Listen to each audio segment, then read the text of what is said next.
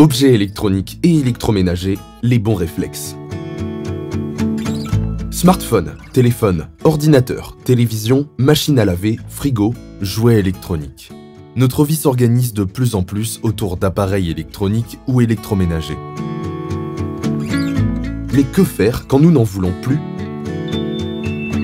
Selon l'ONU, sur plus de 50 millions de tonnes de déchets électroniques produits chaque année, seuls 17%, soit 9 millions de tonnes, ont été recyclés. Il est interdit de jeter vos vieux équipements électroniques n'importe où.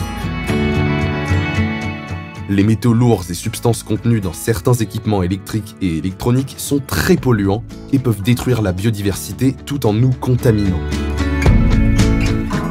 Par exemple, les réfrigérateurs contiennent des gaz nocifs. La réparation, la réutilisation et le recyclage de ces appareils constituent donc des gestes importants pour l'environnement ainsi que pour la santé humaine. Premier conseil, entretenir et réparer ces appareils pour allonger leur durée de vie. Le premier geste est la bonne maintenance de ces appareils. Entretenez-les régulièrement afin de les optimiser et ainsi réduire les risques d'obsolescence par l'usure. Le manuel de votre appareil comporte des conseils d'utilisation et d'entretien. En cas de panne, optez pour la réparation.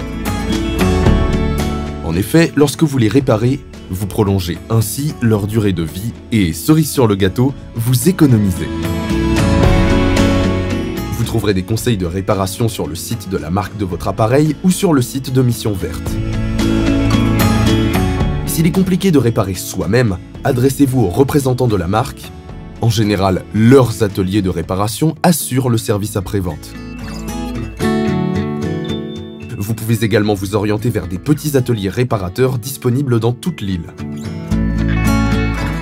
Plus longtemps vos appareils seront fonctionnels, moins ils présenteront un risque pour l'environnement.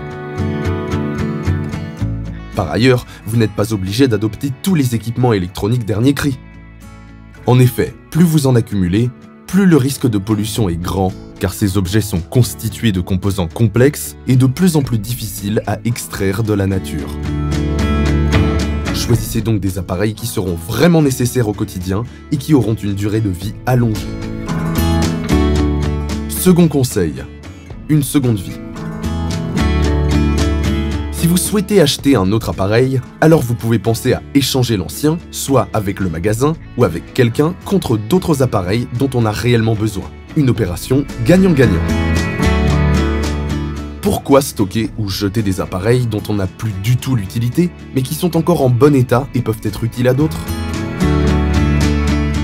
Vous pouvez penser à donner l'ancien à une personne qui en aura une utilité. Ce dernier lui donnera à coup sûr une nouvelle vie. Vous pouvez également le vendre via les petites annonces en ligne, dans les journaux ou sur des plateformes telles que weshare.mu.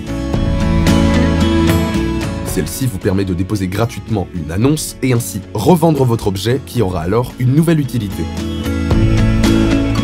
Troisième conseil, optez pour le recyclage des appareils électroniques.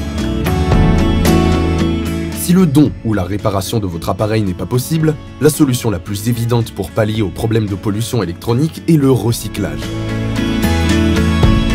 Renseignez-vous auprès de votre magasin pour la reprise et le recyclage de votre ancien appareil. Il est aussi responsable de la fin de vie des produits qu'il vend. Vous pouvez également contacter ou déposer vos appareils électroniques et électroménagers obsolètes aux déchetteries, à nos points de collecte ou au centre de recyclage des déchets électroniques tels que BEM Recycling.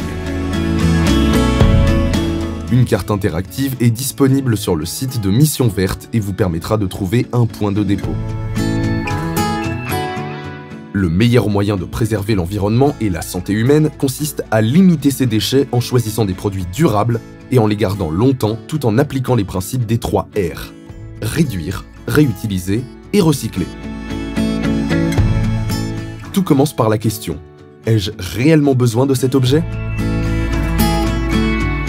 Une initiative de l'association Mission Verte avec le soutien de nos partenaires.